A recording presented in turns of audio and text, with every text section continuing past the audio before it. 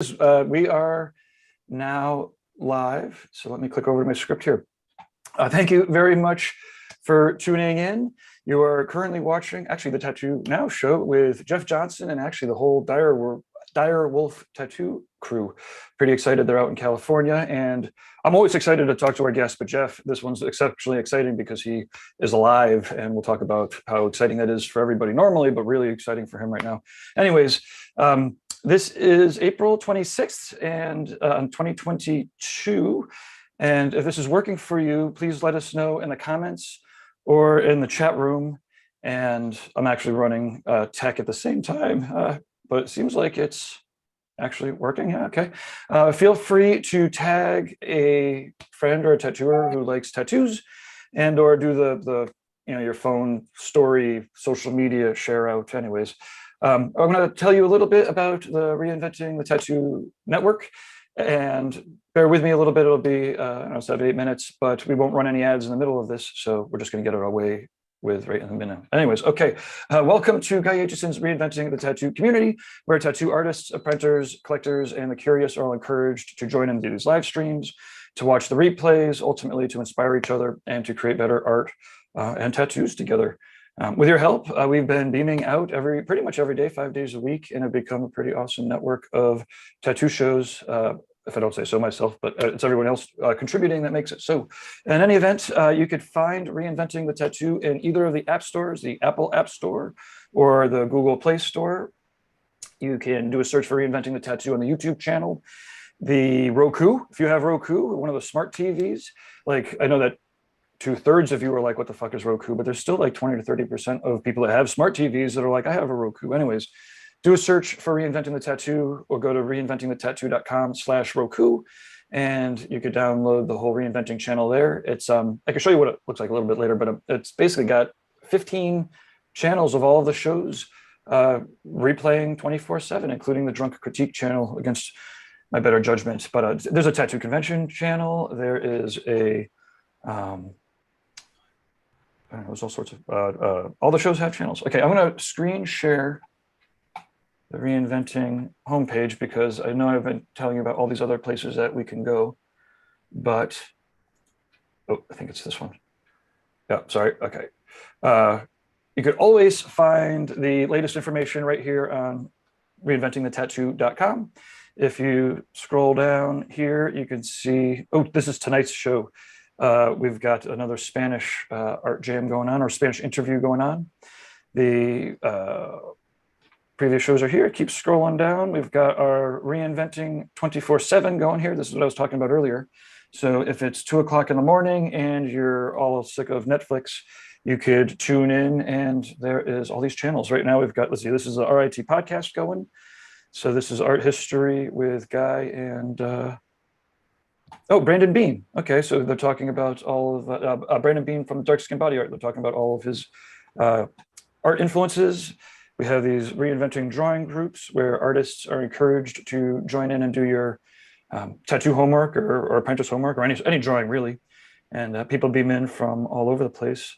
We've got art jams, tattoo collecting podcasts where tattoo collectors teach everybody how not to make the mistakes that they made. We've got the Spanish channel, Tattoo Weekly, live in the Castro, straight from Castro in San Francisco. These are all LGBTQ people of color, all sorts of awesome stories and interviews. Tattoo Machine channel. Anyways, it's pretty sick. All the different replays. The upcoming events are found here right below on our event schedule. And you can see we have, let's see, 1 o'clock. These are all Eastern time, but if you're on Google Calendar, then I think the times will show up on your times. Anyways, we've got Reinventing drawing groups every Sunday from 1 to 2 Eastern with Jason Leeser. The Tattoo Weeklies every Monday from 11 to 12. This is with Jake Meeks, Lauren Gregory, and I. We cover different highlights from the past week and the upcoming week. Guy Aitchison does his exclusive exercises and critiques for Canon members and the Evolve crew every Monday at 9 p.m. Oh, come on now, be nice to me. The Tuesday at 10 a.m. to 11 a.m. is another Reinventing drawing group with Ricardo. 1 o'clock on Wednesdays. Hey, that's actually right now is the TattooNOW show. Then oh, I have to change the time on this. The Tattoo Collecting Podcast is actually at 6 p.m. every Thursday. We just changed the time. So that is the Reinventing Network in a nutshell. And let me get back to the script real quick. I think I just need to thank our sponsors. Let's see, coming up and live, you can find us at Hell City, May 20th to the 22nd, hellcity.com. June 10th to the 12th is Ink Mania Expo. And St. Pete, Florida, we're just talking about going to the Dolly Museum for the field trip after that. July 29th to the 31st is the Rubber City Tattoo Invitational in Akron, Ohio, hosted by Tony Urbanek, and I believe the site of the first official Tattoo Machine Olympics. It's pretty fun. Let's see, then there's Hell City in August, Richmond in October, a whole mess of shows. Okay, these network shows are free because of raw pigments, rawpigments.co, acrylic free, and they don't dry out in the cup. The inks don't dry out in the cup. You can check them out, rawpigments.co. There's lots of videos there. WorldTattooEvents.com is the largest, most comprehensive resource for tattoo events worldwide. TattooNOW, I do computer stuff for tattooers. And actually, I'm launching a couple of new sites I'm very excited for. Also work with as a CTO, so I do all sorts of CRM work and for both artists and for supply companies, anybody really. And then let's see, last but in this case, first really is Guy Aitchison. GuyAitchison.com is the founder of the Reinventing the Tattoo universe, right? It started off as a 3-ring binder, turned into some books and DVDs. 10 years ago into like an online course that he could update at will. Now it's a very comprehensive online learning platform where I actually have another 20 some odd courses that are involved. And he has, well, you could check it out if you go to Reinventing the Tattoo and then click on the free resources, has all the free resources, and then the courses has all the courses. It's pretty crazy. And yeah, okay. So I am normally talking about leaving positive reviews out in the public. Thank you very much. It helps us go up in the channels. Constructive criticism comes to management at reinventingthetattoo.com, or if you're interested in sponsoring or hosting a real world event. Instead of hopping into the background like normal, I'm going to bring everybody else in here, including Jeff Johnson. Okay, remove the spotlight. Remove spotlight. Okay. Jeff and crew, thank you very much for beaming in. It's unfortunate the series of events that set off me reaching out for the interview, but on the other hand, it's going to be great to catch up with everybody. So what I'm referring to is Jeff was in a car accident not too long ago that it was very fortunate that everyone survived, although he got pretty fucking banged up, and that was not it didn't seem like that was a sure thing. So it'll be pretty intense to catch up with him. Thanks for being alive, Jeff. Holy shit. Good to be alive. One of the things that was just amazing for me to watch is the outpouring of support from the community. And, I know that, when I'm ready to go where I go, there'll be as many people saying bad things as good things. Everybody said awesome things about Jeff, or at least everything that I saw. And the amount of support was awesome, both online and in the newspapers and whatnot. In any event, like I said, I'm excited to catch up. So we'll do a quick little interview and tour with Jeff, but then, of course, the rest of the studio is here. So we want to talk about them and their work because, I imagine that even if you are back to work or when you get back to work, Jeff, having a busy shop is probably going to be the best way to help, you have the space and time to heal. Anyways, welcome, everybody. Thanks for tuning in. Whew, I'm going to take a breath. Thank you. Okay, so let's start by going around real quick and doing the what they call a roll call, or on real TV. So you're out in LA, so you might even know the real words for it. But look straight into the camera, into the eyes of the viewer. Let us know who you are, what your Instagram is, and how to find you. Yeah, and then maybe a sentence or two about what you like to tattoo, and then we'll get into the questionings. Start with you, Jeff. Okay. My name is Jeff Johnson. My Instagram is Jeff_Johnson_tattoo. I've been tattooing around 20 years. Did a lot of color work, color bioorganic stuff in the beginning of my career. Nowadays, it's more like illustrative black and gray stuff. I still do some color stuff. And I still enjoy doing it. It just seems that people come to me more for like more black and gray illustrative stuff. Opened Direwolf Tattoo about 6 years ago, and it's been good. Once I kind of calmed down from all the traveling and living that convention life for 15 years or so, I decided to move back to where I grew up. I still had a bunch of family here and stuff, and yeah, open the shop, and these guys have been with me, most of the time. That's Awesome for me. Sweet.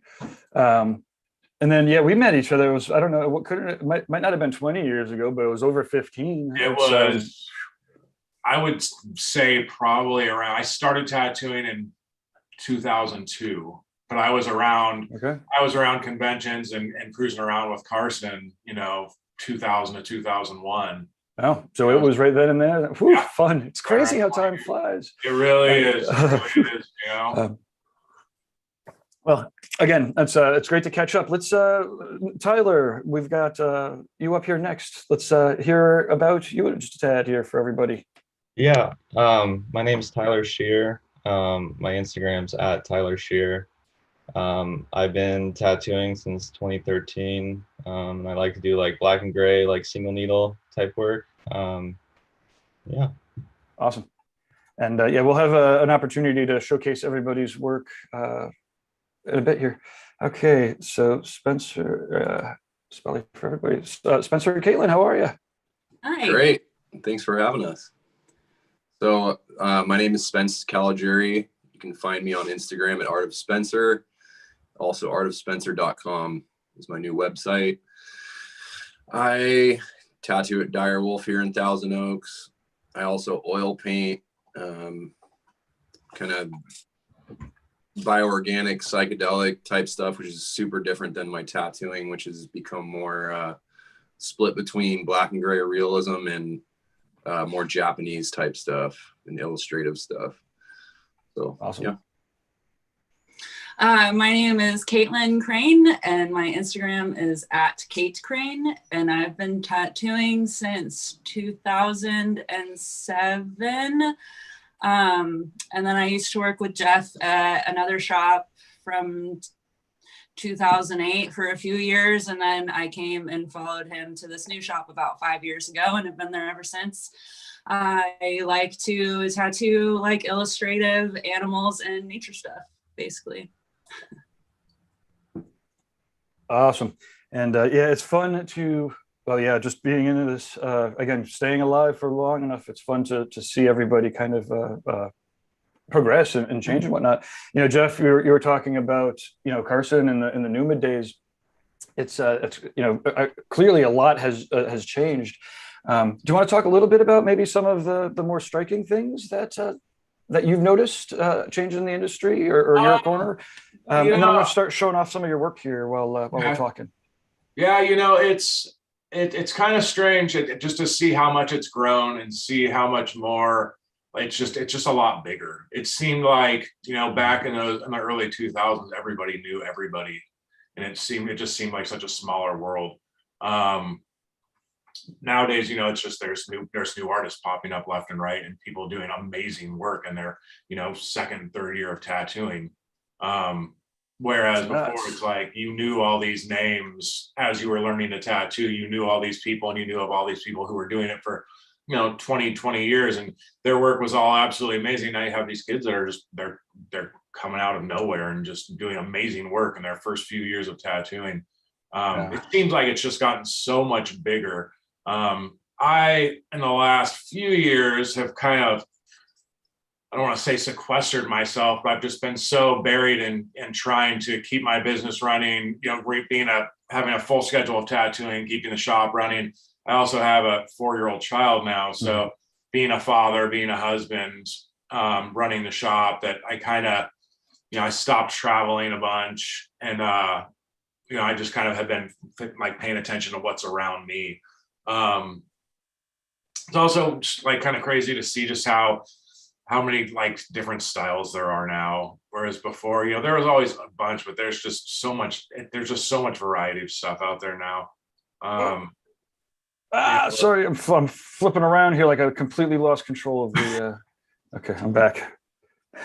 Yeah, no, it is pretty amazing.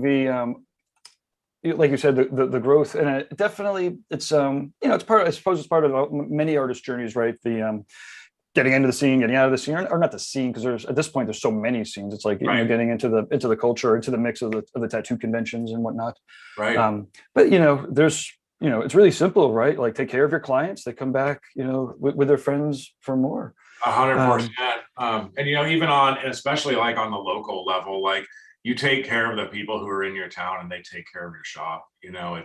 It's really amazing. That goes even with the accident thing, tying in with all that.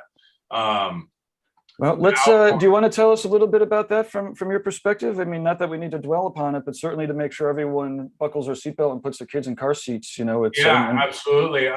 Basically, we were. It was a Saturday I'd been canceled on, so I just decided I was going to go. A buddy of mine was doing a barbecue pop up in like the next town over. So I went over there to buy some barbecue from him, then went to like Costco, and then we were coming home.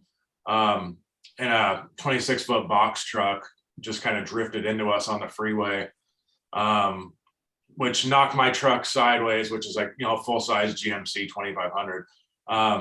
Started flipping the truck, like tumbling it, shot us over from the fast lane to the slow lane, off an embankment about 25 foot down. I was ejected out of the truck into an irrigation ditch, and the truck landed on me.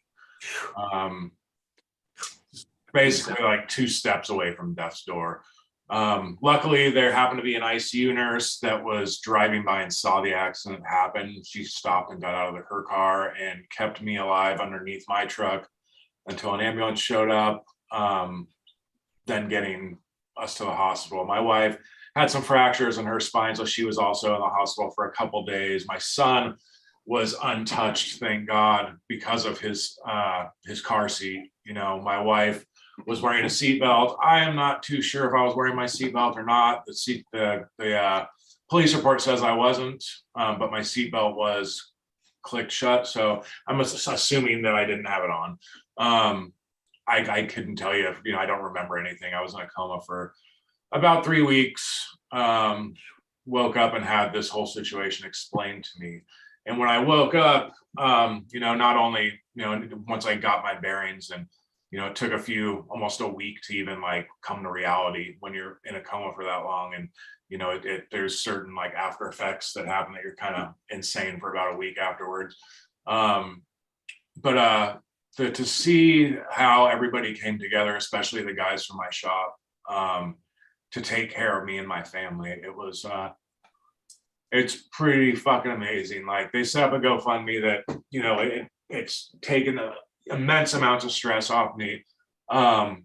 There was a silent auction art show at a local brewery that brought in a bunch of money as well. And there were so many local artists, tattooers, graffiti artists, that donated art for it.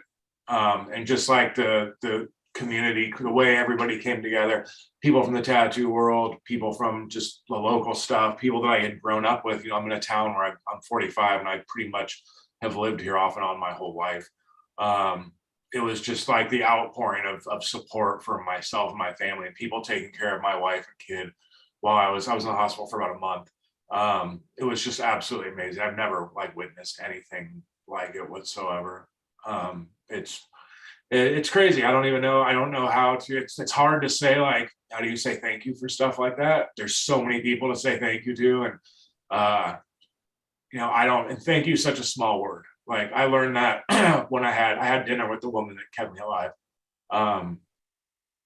It's just really hard to, you like, how are you gonna say that?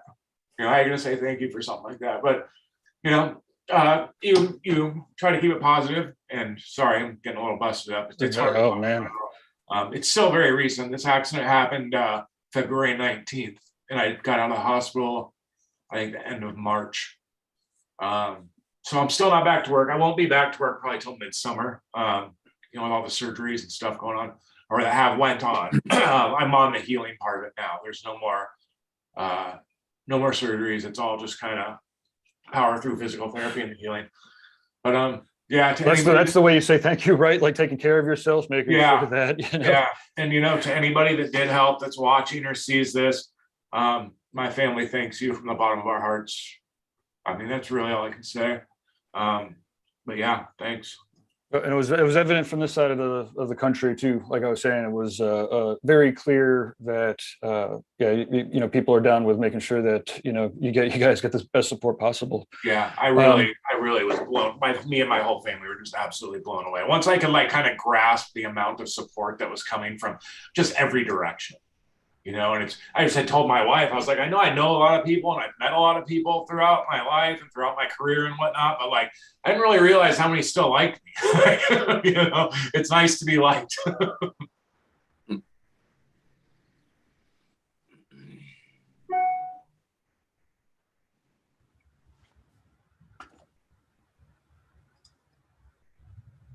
So there, Gabe, it looked like you got stuck. Oh, am I back? Yeah, you're back. Computers, you know,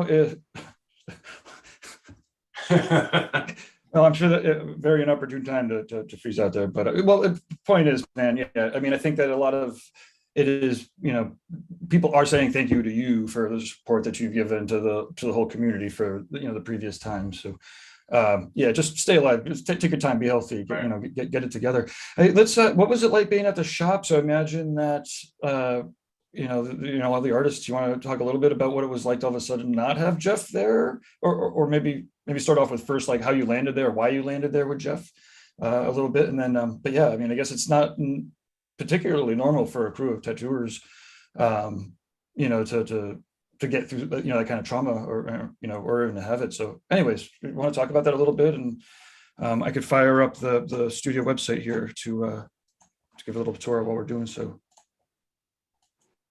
But we have a panel, so you just have, someone has to just start chiming right in. Sorry. Jeff and I have been friends for a really long time. I was super young when I started out at the last shop that we were at, and he has been there for me ever since. So as soon as this happened, it kind of just turned reactionary. We're all a family here and we treat each other like a family. So it's way beyond just like working together. So I've never had to figure out the logistics of running the shop before. So I think that was the hardest part.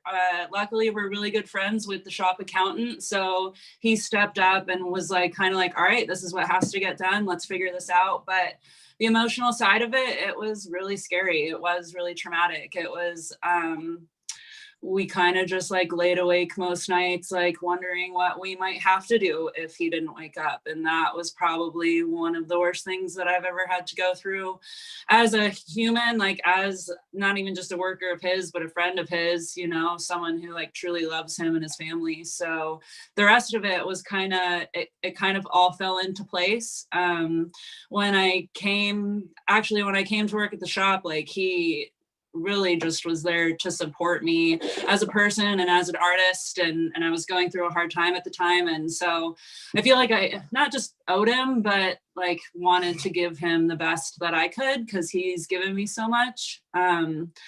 The art show really came together fast, and I think everybody just needed to do something to help. Like they really wanted to feel like they were helpless. Yeah, everyone felt really helpless, and I feel like that art show helped us just as much as it helped him, and the fact that we could feel the support of the community and feel like we were supporting him in a time where we weren't sure how. So it was, as opposed to just sitting there and just freaking out, it was like, what can we do? And it was just like that thing just kind of took off. And like how many people reached out that wanted to be part of it was crazy. Just I think almost every local tattooer within the area offered to be part of it. And it was so cool to get everybody together. And so many of them showed up. I mean, you know how hard it is to get when you're doing putting an art show together that's 6 months away, trying to collect the art for it and actually having it get there and in a week, people show up to it, like having it done so quickly was crazy. So it was to have that community and that family there. So thank you guys. Jeff's just not a boss. He's our family. So I guess it just seems automatic. Yeah, Jeff's been, before I started working at Direwolf, I also worked at the shop that they were at. I stayed behind after she left for a while. But I started hanging out there and getting to know Jeff a lot better before I was working there, painting with him and Tyler, oil painting at night. And then finally, when I came over there, like just he's always there, and he's just like the coolest dude, you know, like a good boss, but such a good friend and super inspiring, incredibly. He's been around for a long time. I've learned so much from him in regards to tattooing and just being a member of the community. I could go on and on about how impactful Jeff's been in my life, but that was cool to try to show him that by this horrible event, but to at least, like, you know, show him how much people care. It was pretty mind-blowing.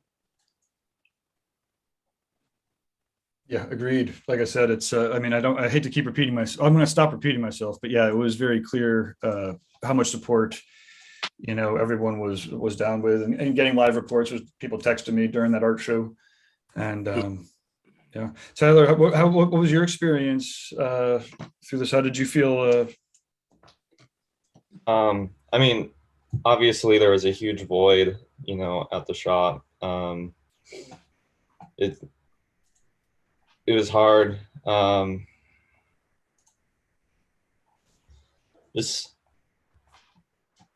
I personally haven't lost many people in my life before, and thinking of the thought of possibly losing, you know, one of my biggest role models in my life was really hard.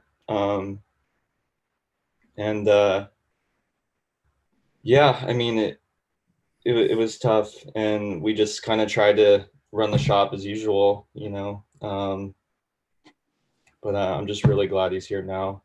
I mean, yeah, I mean, I suppose it does feel, it's got to feel trivial asking about, like, how'd you guys run a tattoo shop with one of the owner gone, when it, like, he was, you know, in a coma for weeks. It's yeah, I appreciate you coming on. You know, sometimes the ideas seem way easier. Like, hey, we got to get Jeff on the show. Oh shit, wait, now we're all actually, like, yeah, like you were saying, Jeff, this is like pretty fresh. Yeah. You know, the main lesson, I suppose, was again and again, is like every day really should be lived to the fullest, because you know, the bad news is coming, and luckily for everyone here, it's, you know, put off for X amount of time. But that and wear your fucking seatbelt. yeah, Can you hear real, my huh? It's, you know, and things change, like when you have the kids, you know, and the family, there's a whole nother round of you know, reasons to be alive, I suppose, as long as humanly possible. And again, to your point, I guess it sounded like, you know, you're just driving on the highway, right? You don't know if It was literally just us driving down the highway and somebody not paying attention. I mean, who knows if they were on their phone or what they were doing, but the highway veered to the right and the guy didn't follow the veer of the highway. We kind of veered to the right and he kind of just kept going straight, and just such a like there's, you know, in my life, I've done a lot of stupid shit and I've had a lot of consequences for that stupid shit. But I was going to say, I was thinking about that earlier. You were a Grateful Dead fan? Oh no, yeah, I didn't mean it like that, Jeff. Yeah, but you know, I was pretty wild in my younger years, and did a lot of dumb stuff and had a lot of consequences. But it was just, this is kind of probably the first major thing that's happened in my life to where there was no decision made on anyone's part. It was just like middle of the day, snap, boom, your whole life changes. There's nothing anybody can do to control it. And like you said, it's a whole different world now that, you know, that I have the wife and the child. My wife, Kim, was incredibly supportive through all this and kept not just my family and friends in the loop about everything, but was doing updates daily on Instagram for, you know, anybody that I've known that I'm still in contact with on there. There was a point where I had to make a decision, like, you know, when I was in the hospital, I was in so much pain, and I'm just kind of like, am I going to continue to do this or not? And like, it's like you said, like, once there is a wife and the kids involved, and you know, there's not a choice anymore. Now it's just like, I have to be there for these people, you know, and you know, I made that choice, and luckily when I woke up, you know, everything was, all these people were here, and there was just so much love that it was just amazing, you know. And I said, I'm going to be out of work for a while, but I just have a huge support structure around me, and you know, the guys are keeping the shop going, and hopefully sooner than later I'll be able to take on some small stuff randomly. I don't know exactly when that will be, but it's, you know, so just keep doing the physical therapy, and hopefully get back to it soon. Here, I'm going to, this is the Direwolf Instagram, and you know, it's funny because I've actually have Instagram off my phone now for like 2 weeks, but everyone's still on it, so I'm going there first. But here, let's see, where's the, is it the shop merch link? This is what goes to the storefront here, the fundraiser. So this is the merchandise, right? So people. This is for Spencer's merchandise. Yeah, I set that up for Jeff. That's not the shop, the actual shop shirt that's out, right? Got it. See, this is why I'm on shop website, GoFundMe. Yeah, well, for the actual shop merch, it's just on Instagram. I don't have it posted on the website or anything right now. This is all personal painting stuff for me that was put up there in the beginning. Well, it is worth showing these off. Thank you. The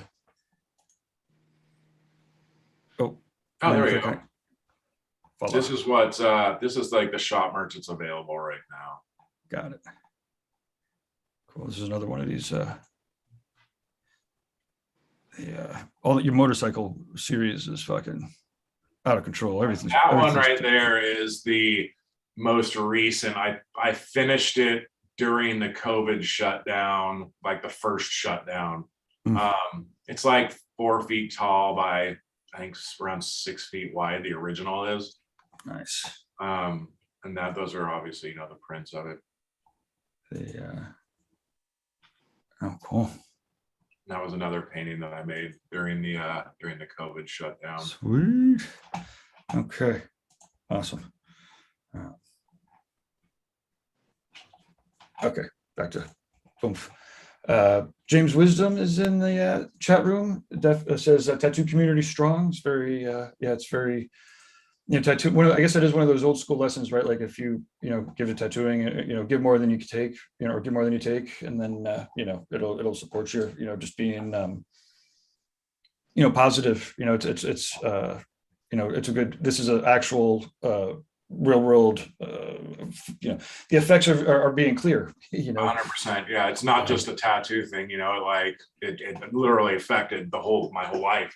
And that's the thing, how you were saying, like, I don't feel like I've ever really taken advantage of my place in the tattoo world. I kind of just like chugged along and tried to make art and tried to get along with people. And, you know, it's enhanced my life beyond belief. I never thought I'd be like it's taken me around the world traveling. I've met some of the most amazing people that I could ever imagine, made very good friends along the way, tons of very good friends along the way.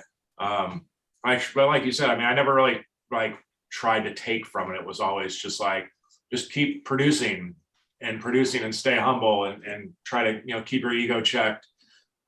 Mostly because, you know, there was a while there where there was a lot of people getting kind of wild with the ego thing. You know, and just keep your ego checked and stay humble and just be a decent person and make art. And like, you know, it takes care of you, you know, respect the art.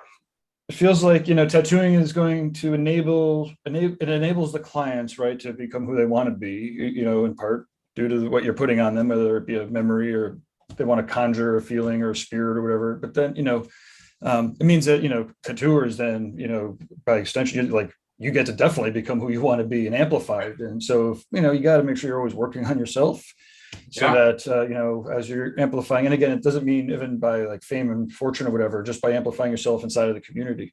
100%. And it's pretty amazing. So let's maybe let's go around one more time and maybe we could talk a little bit about, well, you know, your booking processes, how people can, you know, book in, you know, if you're selling paintings and stuff, I can do, you know, do some more demos. I know that Spencer, I saw a couple of your paintings were pretty fucking out of control. But let's use this as a time to showcase, you know, your work so that, yeah, you can let people know about the studio and, yeah, so where should we start? I could start. Perfect. So what's your booking process, and like how far out are you booked these days, and what are you looking to do? Right now, I'm not really taking new appointments, just because it kind of got out a little bit far. But usually like 3 months at a time is when I book, or I book 3 months at a time. And yeah. Cool. And what when you're doing those bookings, what are the types of pieces that might pique your interest? Oh, my bad.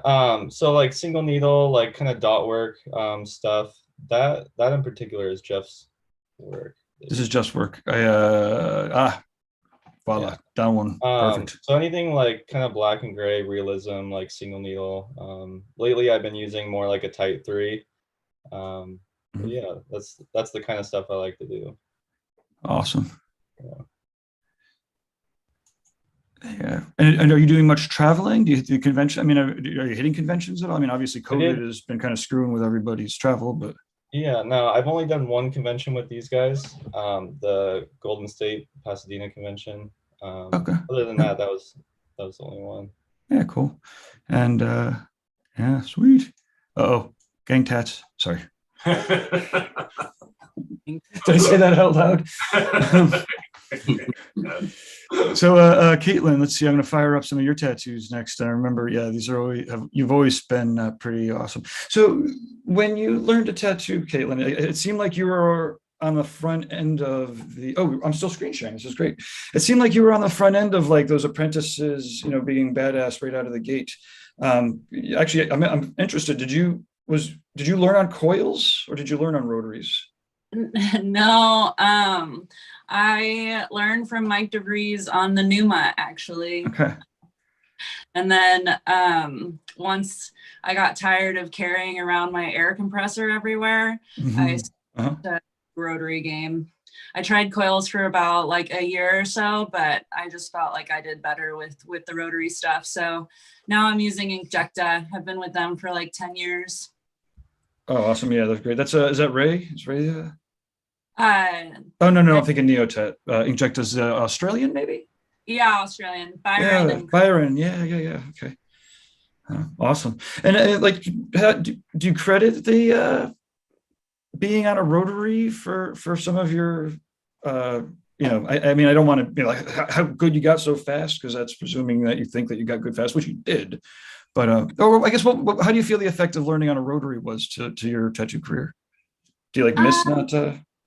Well, when I started learning, like I learned, like, I don't know, Mike DeVries and all of those guys were like doing a lot of the realism things. So I kind of learned backwards. I didn't really learn much outlining until like towards the end of my apprenticeship. And a lot of it was layering colors and like, creating depth. And I had all the other stuff first. So I don't know, like I don't really know how to compare doing rotaries to coils, I guess. Jeff Ensminger, when I was really young and like just starting off, taught me that a good tattooer can tattoo with anything. So I think I'm more focused on how I did as opposed to like how the machine did. And I never focused too much on like how a machine would like really work for me. Sure. With it. As a non-tattooer, I just get to kind of observe, right? And the biggest advantage is that, for me, is that the rotaries behave, consistently, every time you pick them up, or nearly every time. So, as far as watching like learning curves and whatnot, that seems to be the biggest advantage from a outside perspective. But either way, you're doing killer work right away, and it's been a pleasure to see your progress too. Yeah. Now, are you painting? Are you doing? Do you have other original art or?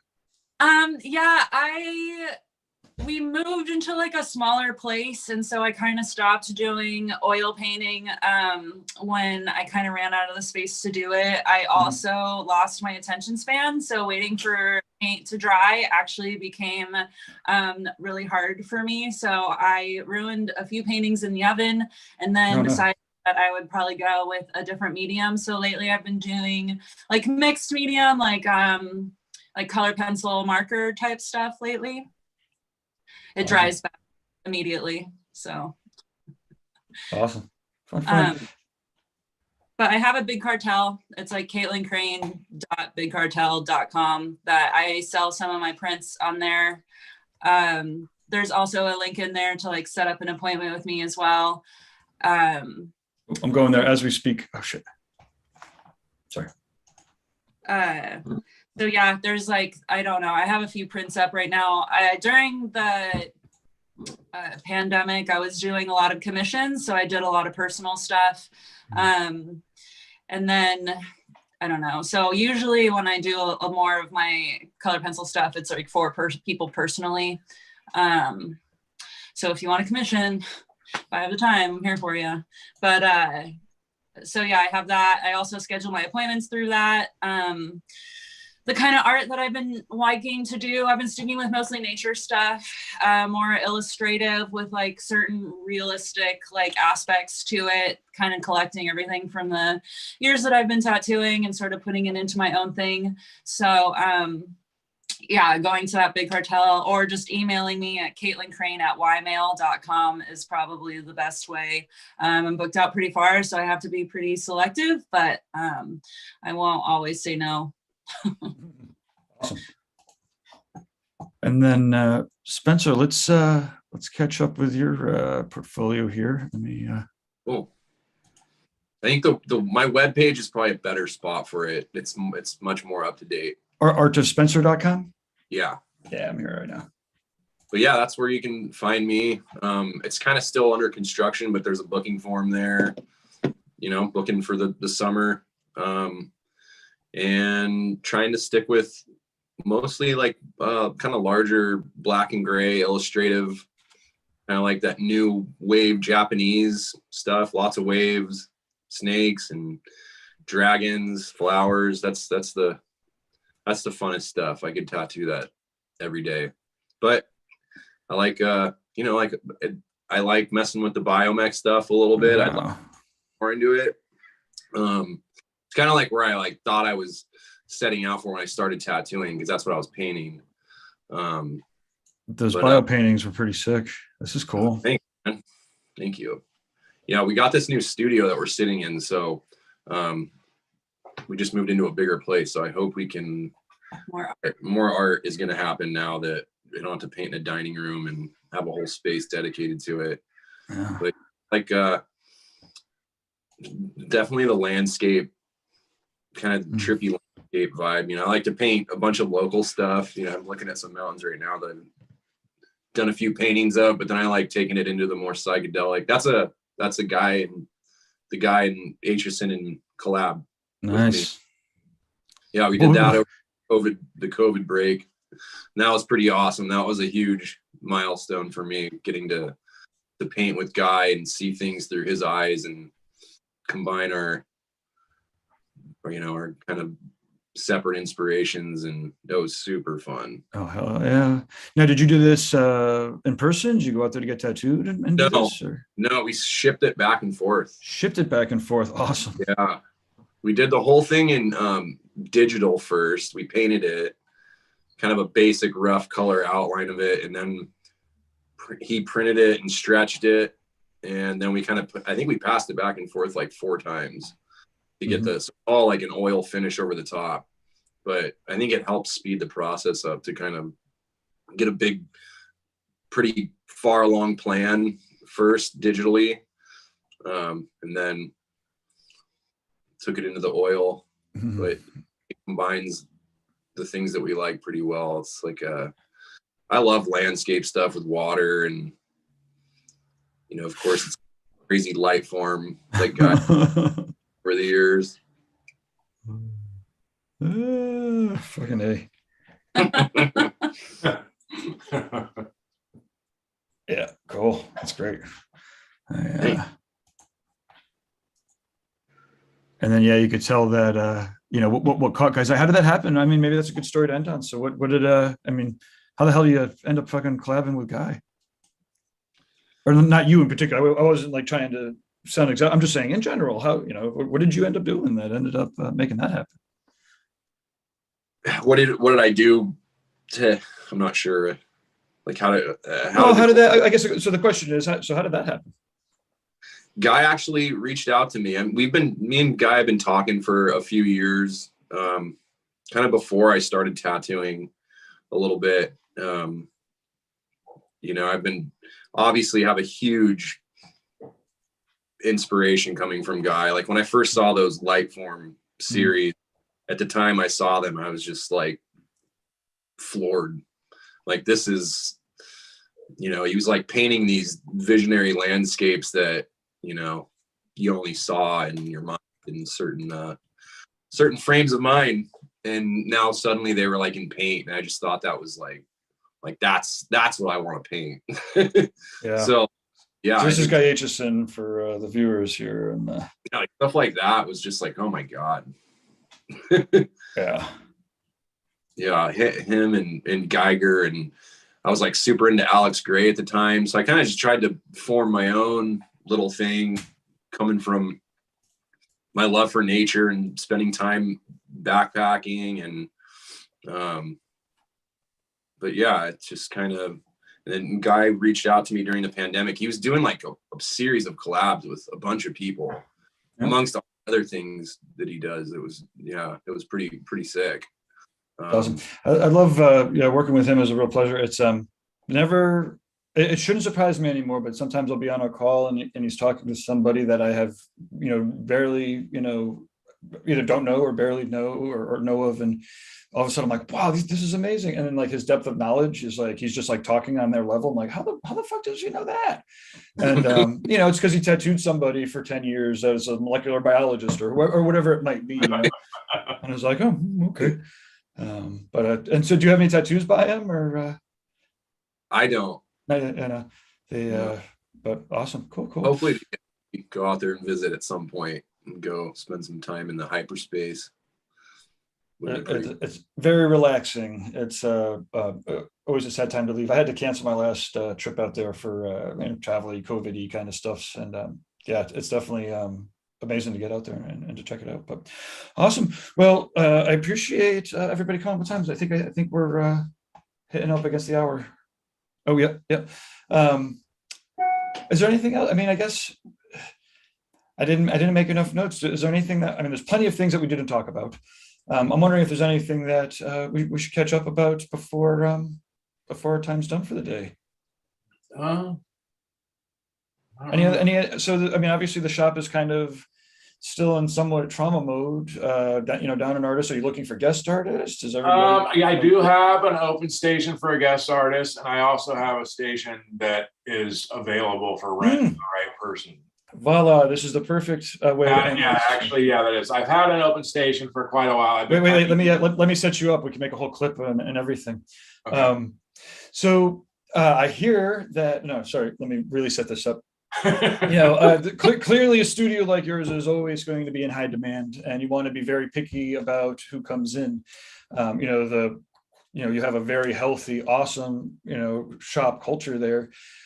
So my question would be, what type of artists are welcome, kind of, or what kind of artists are you looking for? And maybe we could wrap up, and we could just go around, and everyone could talk about what they like about working there, so that could attract people that might be like-minded. And then we'll end in a group virtual hug and fucking. Like I said, I really do appreciate it. Appreciate you coming on, and it's. I appreciate you having us. Okay. But as far as like the perfect person that would fit there, I'd really like to get someone who has, at least 5 years experience. Just someone who can, take care of themselves, that don't need a bunch of guidance. There is a lot of smaller, like Pinteresty kind of stuff that calls in and walks in that we don't ever get to do because we're also booked. So a person that would come to work there, either could be completely booked themselves, or have a little bit of room to take on that stuff if they're not from the area and they want to build clientele. There's definitely ample people to build stuff at first, starting with the small walk-in stuff that maybe some people might not want to do, but that's how you build clientele, is by doing that stuff and getting people's trust and building relationships. So that could be someone from around this area or not. basically just, a grown adult that's not in party mode anymore. And just wants to make good art and be around good people, has a positive outlook on life and their art. And, that's about it. It's everything in my shop is rent based. So it's a weekly rent, in light of the whole independent contractor thing that goes on in California. So it's kind of make your own hours, pay your rent, and wipe your own ass, and be nice, really. But that's pretty much like what I'd be looking for in someone. Just someone's fun to be around. That's artistically driven, that respects tattoos for what they are, and other people, and wants to work. And doesn't mind the Grateful Dead. No, Doesn't mind a little bit of jest. I Grateful Dead. completely jest. I don't. But they can listen to Slayer at the same time. So perfect. So yeah, Caitlin, Tyler, Spencer, what type of people would you like to work around, and what do you like about Direwolf Tattoo that you think would attract the right people? I think go for it, Go Tyler. for it, Kate. No, you're good. No, you. I was just gonna say, just someone that's positive. It's a good place. It's comfortable, and keep your head down and work, and you'll have fun. So we're all family here. Oh, hopefully a positive family. Yeah, Right. no, for sure. When people say that, I'm like, oh man, you didn't have my family growing up. Yeah, my family now, maybe. I would say that kind of the same thing, like intention is really important. Like we just show up and we do our work and then we go home and do art. So I feel like there isn't a lot of the glitz and the glam of the tattoo industry and what people look for these days. It's more just like, I don't know, our world's a lot smaller. Because since coming to this town, it's like, it is like a suburb, and so the community is really close. So once I built my my clients in this community, it was like it kind of went crazy because everybody tells each other everything. So it is like it's really easy to build clientele here, and then once you do, it kind of goes nuts. They all talk to each other in this town. So if you have like a good rapport, obviously you saw with happening with Jeff, like they'll literally like give you all of their money and like be there for you completely. So I do love working in this town for like that reason. Everything does close by 10 o'clock. So there isn't much of like a party scene out here. So it really is like more art based and kind of put your head down. But we are a very positive family. We really do support each other. We really are for each other there emotionally. And yet we know how to wipe our own ass. Jeff provides the toilet paper, but. Yeah, I don't know if I have anything to add to that. I think they got everything. I mean, just being motivated and wanting to do art and tattoo and being respectful and not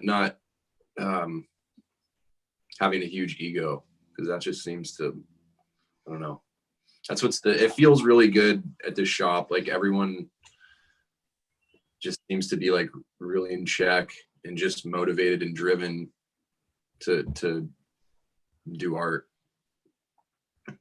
Awesome. I'm really excited to see who you guys are able to bring on, because you have something really special going, and that means that you're clearly going to make sure that persists. And cool. Well, bam, there we go. It's funny how it goes quick. It's an hour. I imagine that. So Jeff, what's the best way for someone that's a tattooer to apply for either a guest or rental? Just email direwolftattoo@gmail.com.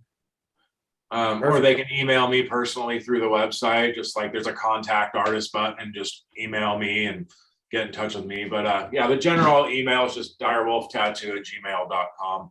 And we can go over stuff and set up, guest spots, or if somebody's interested in coming and settling down outside of about 30 miles outside of Los Angeles, it's a possibility too. Is this where the dude got the coffee thing chucked at his head? No, sorry. Coffee thing. Remember the dude was at one of the suburbs and the sheriff fucking flung a coffee cup at his head and nailed him. He was like, "Ah, you fucking fascist." No, I'm sure these people are nicer. These people are nicer. Awesome, cool. Well, let's stay in touch, and Absolutely. I'll send you over the links, and we'll put this up in the podcasts. And well, yeah, thanks again for catching up, everybody. Now's the time where we have to wave for me to